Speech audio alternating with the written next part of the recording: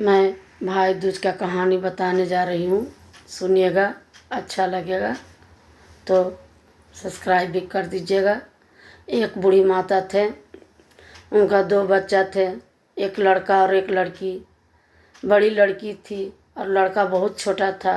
वह लड़की को शादी कर दिए थे और लड़का बड़ा हुआ तो वह बोला कि माँ मैं बहन घर जाऊँगा। तो माँ बोली कि तुम मत जाओ, तेरा बहन बहुत घमंडी है और हम लोग गरीब हैं, वो अमीर है, इज्जत भाव नहीं देगी। तो यह हट करने लगा कि मैं जाऊंगा तो जाऊंगा। तो यह माँ से जब हट करने लगा तो माँ बोली कि ठीक है जाओ। जब चलने लगा तो रास्ता में उससे चलते चलते एक नदी मिला और नदी काल के रूप में खड़ा हो गया और बोला कि मैं तुझे डुबा लूँगा। तो बेचारा बोला कि प्रणाम करके बोला कि नदी महाराज, मैं बहुत दिन से बहन से भेंट नहीं किया है, सो बहन से भेंट करके लौटूंगा तो आप मुझे डुबा लीजिएगा। तो नदी महाराज वचन मांगे और ये वचन दिया और फिर बेचारा चलने लगा। चलते चलते चलते उसको बीच फिर एक शेर मिला और शेर भी बोला कि मैं तेरा काल हूँ, मैं तुझे खा जाऊँगा। तो वो बेचारा बोला कि सो शेर महाराज प्रणाम करके, शेर महाराज मुझे अभी मत खाइए, मैं बहन घर जा रही हूँ बहुत दिन के बाद, सो लौटते समय आऊँगा तो आप मुझे खा जाइएगा। तो शेर वचन मांगा और ये वचन दिया। फिर इसके बाद वह चलते चलते चलते कुछ दूर आगे बढ़ा तो एक सांप मिला और सांप बोला कि मैं तेरा काल हूँ, मैं तुझे डंस लूँगा।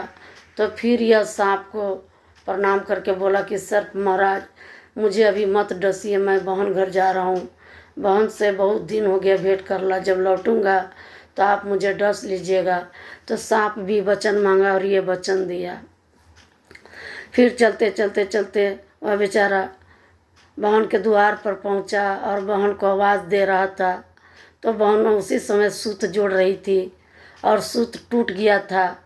तो वह बोल नहीं रही थी, इसलिए कि जब सूत जुट जाए और आवाज़ दे देता है तो बहन पर, भाई पर बहुत बड़ा ग्रह हो जाता है, इसीलिए बेचारी नहीं बोल रही थी। और भाई इधर आवाज़ देते देते माँ का बात याद किया और बोला कि मेरा माँ ठीक बोल रही थी कि वह बहुत घमंडी है।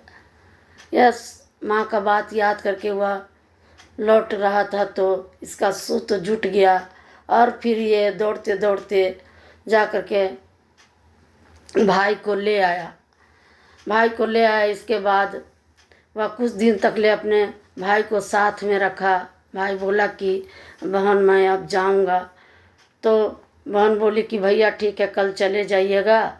सो यह बोल करके वह आटा गेहूँ जाता में पीसी और लड्डू बनाई गेहूँ का और इसके बाद कुछ लड्डू भाई को दी और कुछ बच्चा के लिए रख दी और भाई चला गया। जब बच्चा लोग लड्डू मांगने लगा तो वह लड्डू गई लाने के लिए तो देख रही कि लड्डू तो हरा है। वह बहुत सोच में पड़ गई और दौड़ करके जाता के पास गई तो देख रही कि सांप का हड्डी है।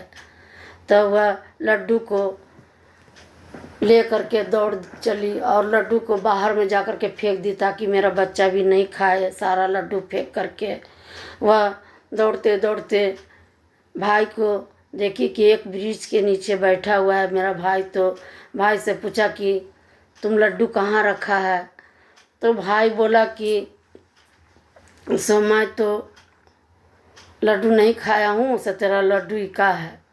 वह लड्डू को वहीं पर गाड़ दिया और भाई को जाता वाला कहानी बताया। इसके बाद फिर भाई को लेकर के चल दिया तो एक बूढ़ी माता मिले और भाई आगे बढ़ गया था। एक बूढ़ी माता मिले तो ये बोली कि माता आप कौन हैं और यहाँ क्यों बीच रास्ता में खड़े हैं। तो माता बोली कि देखो तेरा भाई को बहुत बड़ा काल आने वाला है, ऐसा ऐसा बात है, इसी को बताने के लिए मैं यहाँ पर खड़ा हूँ। मैं दुर्गा माता हूँ और तेरा भाई बहुत संकट में है, सो तुम अभी से लेकर के शादी तक ले इसको पीछे पीछे रहना, जब तक ले इसको शादी नहीं होगा तब तक तुम हटना नहीं। और वो बता दिए कि ऐसे ऐसे करना। और इसके बाद माता रानी अंतर्ध्यान हो गए और ये भाई को पास पहुंची और बोली कि भैया मैं आ रहा हूँ तुरंत। और नदी के लिए चुंदरी ली, सांप के लिए दूध ली और शेर के लिए मांस का टुकड़ा ले लिया चला में, और सबको लेकर के भाई के साथ चल दी। चलते चलते चलते नदी मिला तो नदी को ये चुंदरी दे दी तो नदी महाराज खुश हो गए और उसका भाई का संकट टल गया। फिर आगे बढ़ी तो देखी कि एक सांप है खड़ा बीच में, तो उसने सांप को दूध दे दिया तो सांप दूध पीने लगा और इधर इन लोग चल दिए। फिर थोड़ा आगे बढ़ी तो देखी कि एक शेर आ रहा है, तो उसने शेर को मांस का टुकड़ा दे दिया और आगे इन लोग चल दिए। जब घर गए तो कुछ दिन के बाद उसका भाई का रिश्ता आया, रिश्ता पक्का हो गया तो लड्डू बंटने लगा। तो वो बोली कि मेरा लड्डू बांटो, मैं ससुराल जाऊंगी, इसका लड्डू बांटो। तो सब बोले कि ये क्या बोल रही है, और जिद धर दी तो इसी का लड्डू नाम से बंटा। और इसके बाद जब दिन उन रखा गया तो जब दिन रखा गया और जब शादी का कार्य शुरू हो गया तो आग लग गया। तो बहन बेचारी तो जान रही थी कि मेरा भाई को ऐसा ऐसा काल है, क्योंकि माता रानी सारा बता दिए थे। तो ये क्या कि तुरंत आग को बुझा दी। उसके बाद बरनिकासी होने लगा तो ये बोली कि पहले मेरा बरनिकासी होगा, मैं पहले निकलूँगी डोली से, उसका बाद इसको निकालना और इसको पीछे के दरवाज़ा से निकालना और हमको आगे का दरवाज़ा से निकालना। तो सब उसका बात इतना हट करती थी कि उसका बात मानना पड़ता था। जब भाई पीछे के दरवाज़ा से निकला तो आगे का दरवाज़ा टूट करके दीवार गिर गया, तो बहुत बड़ा संकट टल गया। फिर बारात गया और जब इसको शादी उदी करके लौटा तो दूल्हा दुल्हन को एक रूम मिला। तो ये बोली कि मैं भी वो रूम में सोऊंगी जहाँ मेरा भैया भाभी सोएगा, वहीं मैं सोऊंगी। तो इन लोग बोले कि क्या इसको हो गया, कुछ समझ में नहीं आ रहा है। और ये इतना जिद करती थी कि उन लोग को मानना पड़ता था। ये बोली कि मैं वहीं पर सोऊंगा। तो सब कोई बोले कि ठीक है, रिश्तेदार सब बोले कि बीच में पर्दा लगा दो, ये तो मानेगी नहीं।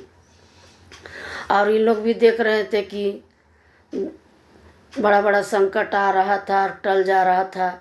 तो इसको वहाँ पर बीच में पर्दा डाल करके भाई के रूम में इसको भी जगह दे दिए। भाई भौजाई सो गई, बेचारी जगी हुई थी। तो एक तरफ निकला भाई को डसने के लिए, तो वो टोकरी रखी हुई थी और वो टोकरी से सर्प को डस ली, सर्प को तोप दी। इसके बाद बेचारी बहुत दिन के बाद आराम का नींद उसको आया, वो निफिक्र सो गई। तो माँ सोची कि काहे न पहले ही सब रिश्तेदार को चला दे, फिर इसके बाद ये कुछ हंगामा करेगी।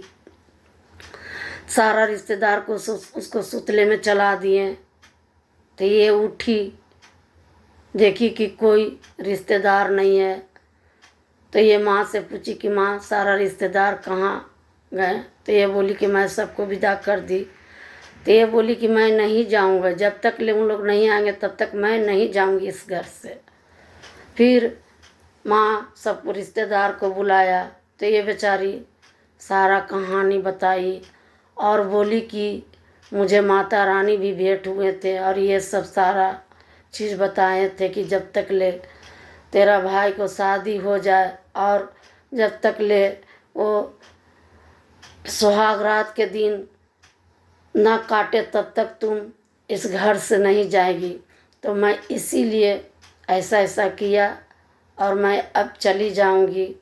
तो इसका बाद से सभी खुशी हुए, पूरा गांव घर के खुश हुए और रिश्तेदार भी खुश हुए। माँ भाई बहुत खुश हुए और बोले कि मेरा बेटा का मेरी बेटी जान बचाई। तो इसके बाद बेटी जाने लगी और वो अपना ससुराल चली गई। तो कहने का है कि बहन अमीर हो चाहे गरीब हो, बहन कभी नहीं घमंडी करती है। मायके के लिए वो छछनते रहती है कि कोई मेरा दरवाज़ा पर नैहर का पर जात भी आ जाए तो मैं उसको सेवा सत्कार करूँगा। भाई के प्रति ममता भी बहुत रहता है। बहन चाहे कहीं भी रहे भाई को दुआ मांगते रहता है, और इसीलिए भैया दूज चला है। और जिस तरह से ये की थी कि सारे आदमी गोसिया जाते थे, मगर उसी से राहत मिला। तो भैया दूज में भी इसी तरह है कि भाई को सरपने से भाई का लंबा आयु मिलता है, भाई को गाली देना चाहिए, और ये सारा करने से भाई को लंबा आयु मिलता है और कष्ट दूर हो जाता है, अकाल मृत्यु दूर हो जाता है। प्रेम से बोलिए गोधन महाराज की जय।